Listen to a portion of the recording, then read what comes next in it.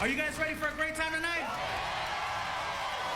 Martin, are you ready? Let's do it, players. Oz, are you ready? Yeah! Kicking off our new season of Stand Up Revolution, you guys, is a friend of ours that we've been touring with for the last 4 months. Believe me when I tell you, this guy is a superstar in the making, coming to you all the way from South Africa.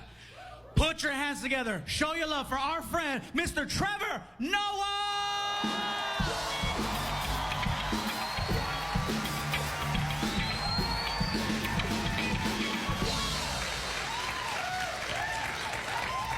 I'm glad to be here, man. This was my dream. My dream was to come to America, you know, not for a job or money or anything. I've got a great life back home. I always came here because I wanted one thing, and that is I always wanted to be black. I grew up in South Africa during a time known as apartheid. And for those who don't know, apartheid was a law in the country that made it illegal for black and white people to mix, which was awkward for me because I grew up in a mixed family. Well, with me being the mixed one in the family. My mother's a black woman, South African, and my father's Swiss, from Switzerland. So he was a white man. And, well, he still is. It's not like he changed. I say that like through hard work and determination, he became black. No, that did not happen. And sir, you're fine. I see the white guy going, is that part? No, it's not possible. You are fine, sir. He's still very white, very white. And so they got together, my parents, black mom, white dad, which was against the law, but they didn't care. They were mavericks, you know? Yeah, my mom was like, woo, I don't care. I want a white man, woo. And my dad was also, well, you know how the Swiss love chocolate, you know? So he was just, he was in there.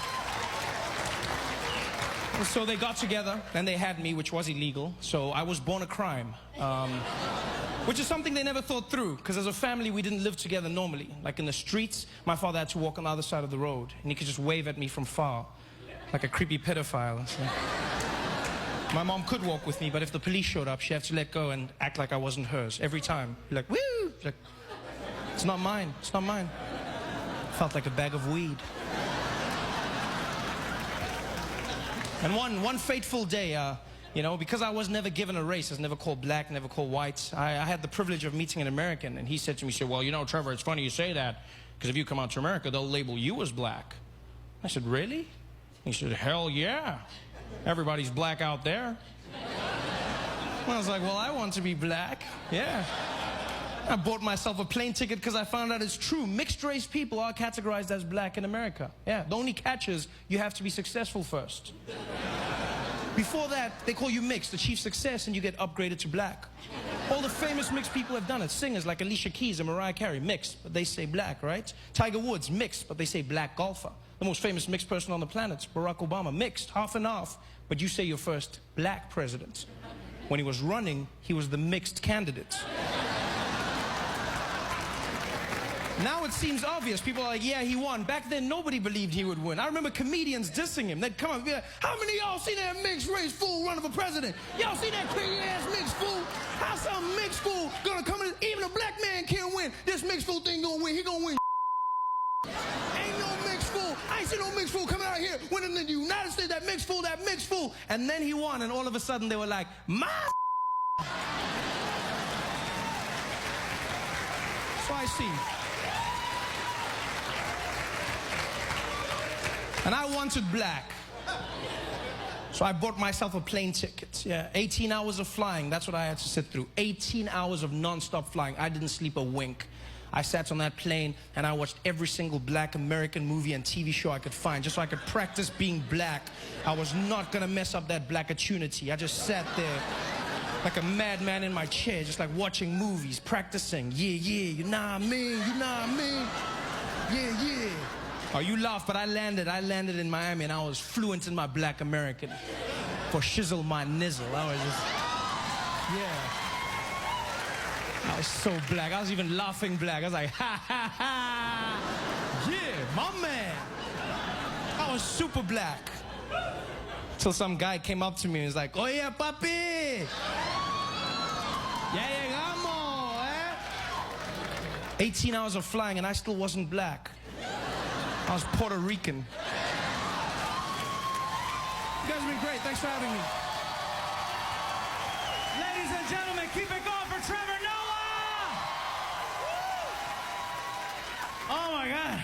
What a way to kick off our show, you guys. Our first show with Mr. Trevor Noah. Martin, Trevor Noah. Dude, it was amazing, bro. Did you see the women's response to Trevor? How many ladies find Trevor's accent incredibly sexy? How many of you guys found Trevor Noah's really Ozo? I'm not gonna lie, I'm not gonna hate on him. Wait, ladies, you went crazy for him. I know, he's a good-looking man. I'm not gay, but if we were locked up, hell yeah. Oh, you don't even know. I would tear his ass up to the Lion King soundtrack. A good-looking dude. I gotta tell you guys, Trevor Noah has been on the road with Martin and I for, like I said, the last 4 months, and he's a great friend and a funny man. And any of the stories you guys might have heard about us in the past and the practical jokes, they've all been true, especially when a new guy shows up. You know, Trevor's a cool dude, you guys, but we couldn't wait to have fun with him. So let me tell you a quick story. We were doing a show in a city called Eagle Pass in the state of Texas. Now, got some Tejanos in the house? What's up? You far from home, coño. So anyway, we're doing a show out in Eagle Pass, Texas. Now, I have a friend of mine named Rick Gutierrez, who's also a comic who was on last season, who lives in San Antonio, Texas, which is about an hour or so away from Eagle Pass. He bought a new car and he drove from from San Antonio to Eagle Pass to meet up with us for a show that night.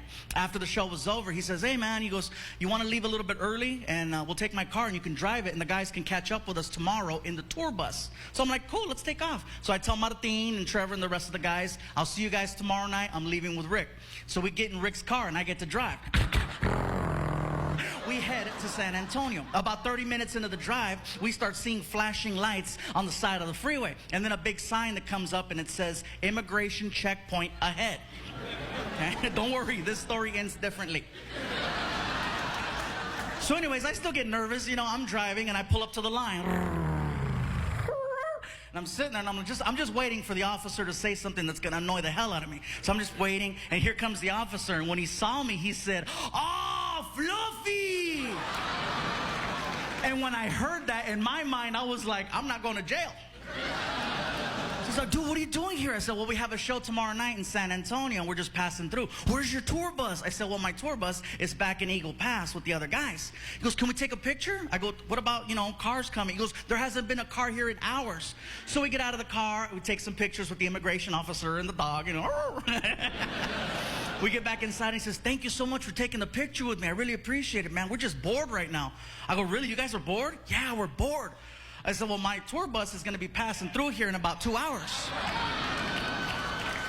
And I says, we have a new guy on the bus who's from South Africa, and he's been bragging about his immigration status and how he never has problems with customs or immigration because all of his paperwork is always in order. I'm just saying, if you're bored. Next morning, you guys, I get a text from Trevor, okay? And you see how cool and calm he is. That text sounded mad. I just look at it and it said, you're a dick. I couldn't get to Trevor fast enough to hear the story, right? So Martin and I, we pull up to the theater, and we see Trevor. And he already told me in the car, dude, Trevor's mad. I'm like, I see Trevor, I'm like, Trevor, you okay? And he just went off. Gabriel, it was insanity, I tell you. It was insanity. They pulled me off the tour bus like I was a common criminal. I wasn't wearing any pants. They took away my passport, my cell phone, all of my money. They stuck me in a jail cell with other criminals. Don't you have anything to say? I said, dude, you said you wanted to be black.